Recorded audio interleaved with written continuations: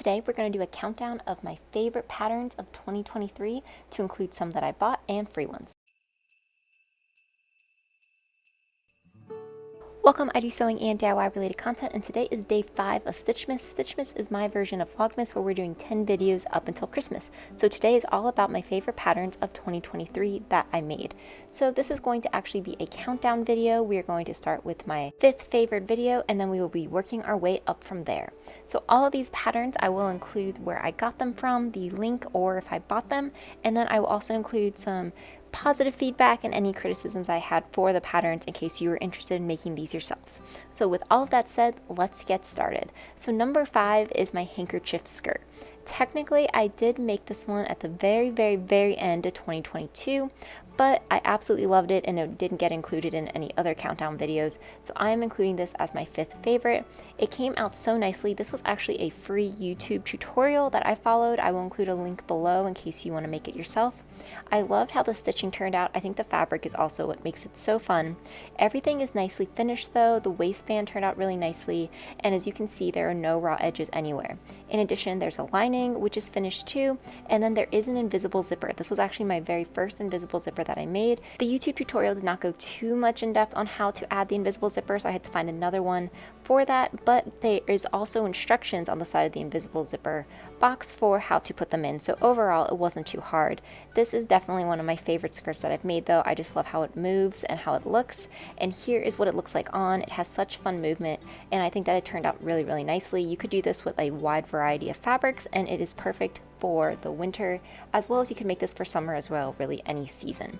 So number 4 on my list is my blazer. So this was actually a simplicity pattern that I did buy. If you follow me on Instagram, you may have noticed that I had put a little story up about trying to make a blazer very quickly, and I had bought a pattern from Etsy for this, and the Etsy pattern was not good. So when I got back from my trip, I ended up buying this simplicity pattern, which turned out so nice. It included lots of details on how to finish off your fabric, on how you could have added shoulder pads if you wanted to, on how to sew all of this up. It even includes little pockets, and then there is one button in the front. Everything turned out really nicely with it. The cat also, as you can see, really likes this pattern. I really like how it turned out, and it is something that I have worn over and over again, and it is just a great blazer to have on hand. I'm actually thinking about making another one this year, maybe in a different color, such as like navy blue. It fits really nicely. There were a lot of different sizing options for this as well, so you could really adjust it to meet your needs. I even made a matching scrunchie for it. Now my next favorite pattern, so number 3, are these pants. So this was a new look pattern that I had bought, and it was actually really cheap when I got it. I think it was like $5 or so. It includes some little touches at the bottom for details, and it has one invisible zipper on the side. These were my first pair of pants that I ever made from a pattern, and I think that they turned out really well, and I learned a lot from it. There were only 6 pieces that you needed for this, so it was like the leg front, back for either side, so the before, and then you had your facing that goes on the inside. You did need to use some interfacing, as you could see there, and then because of the fabric I use, like when I wear them, I do need to iron them out. Overall though, it was really easy and quick to put together.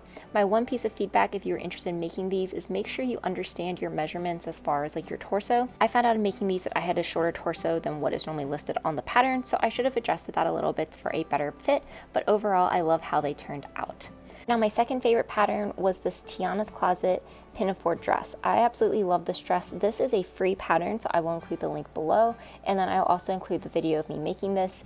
I think it turned out so nicely. It has pockets, it is lined. You could have added an invisible zipper if you wanted to on the back. As you can see, cat hair is everywhere, so stuffing has already given her approval to this dress as well. But it was very simple to put together.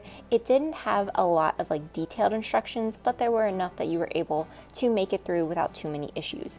Like I said, it did come with an invisible zipper. I opted not to put that in though, just because I was able to get this on and off without using the zipper, and I didn't have one on hand. I love how this dress can be worn with so many different items, especially items that I've made. So as you can see, I have like a shirt under this one. You could also wear it with a sweater, and you could wear tights. Like, it really just works for so many different seasons, and this is probably why it's one of my favorites. Now my absolute favorite make that I did this year was my Germany shirt, which may have been a hint in the previous little clips. This was also a new look pattern, so it came with the same pattern as my pants, so it was a great buy because I was able to make 2 pieces with it. Part of the reason I love this so much is the fabric that I chose. So this Germany Bavaria fabric I thought was so fun. The sleeves have this cute little flounce effect on them, and then everything just comes together really, really nicely for it. I have worn the shirt so many times already, and I just imagine I'm going to be wearing it more and more because I do really like how it looks, and it is really fun to wear.